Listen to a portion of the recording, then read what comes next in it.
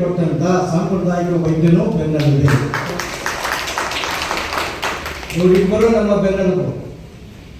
ಆಹಾರ ಕೊಡ್ತಕ್ಕಂಥ ರೈತ ಒಂದು ಕಡೆಗೆ ಅಷ್ಟೇ ಪ್ರಮುಖವಾಗಿರ್ತಕ್ಕಂಥದ್ದು ಅಥವಾ ಅದಕ್ಕಿಂತ ಶ್ರೇಷ್ಠವಾಗಿರ್ತಕ್ಕಂಥದ್ದು ಆರೋಗ್ಯ ಕೊಡ್ತಕ್ಕಂಥ ಸಾಂಪ್ರದಾಯಿಕ ವೈದ್ಯರು ಆ ನಾಣ್ಯದ ಇನ್ನೊಂದು ಮುಖವಾಗಿ ಈ ಒಂದು ಇಡೀ ಜಗತ್ತಿನ ಸುಸ್ಥಿರತೆ ಅಥವಾ ಜೀವನದ ಮೌಲ್ಯವಾಗಿ ಇದು ಇವತ್ತು ಸಾಂಕೇತಿಕವಾಗಿ ಹೊಂದಿದೆ.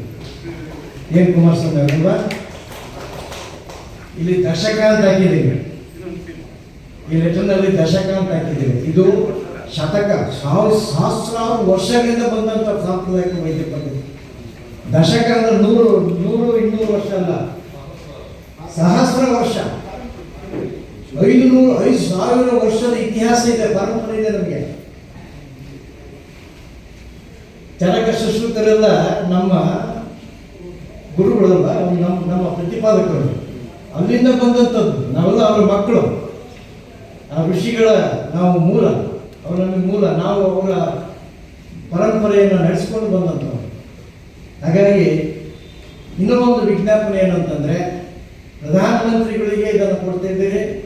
ಈ ದೇಶದ ಸರ್ವಾಧಿತ ಅತ್ಯಂತ ಗಣ್ಯ ವ್ಯಕ್ತಿ ಜೊತೆಗೆ ಎಲ್ಲ ಸಾಂಪ್ರದಾಯಿಕ ಯೋಗವನ್ನು ಇಡೀ ವಿಶ್ವಕ್ಕೆ ವಿಶ್ವಗುರುವನ್ನಾಗಿ ಪರಿಚಯಿಸಿದಂಥ ಪ್ರಚಂಡವಾದಂಥ ಪ್ರಧಾನಿಗಳು ಕೊಡ್ತಾ ಇದ್ದೀರಿ. ಬಹಳ ಸಂತೋಷ. ಬಹುಶಃ ಯೋಗದ ನಂತರ ಭಾರತ ಮತ್ತೆ ನಾವು ವಿಶ್ವಗುರು ಆಗಬೇಕಾಗಿರ್ತಕ್ಕಂಥದ್ದು ನಮ್ಮ ಸಾಂಪ್ರದಾಯಿಕ ವೈದ್ಯದ ಈ ಒಂದು ಕ್ಷೇತ್ರದಲ್ಲಿ.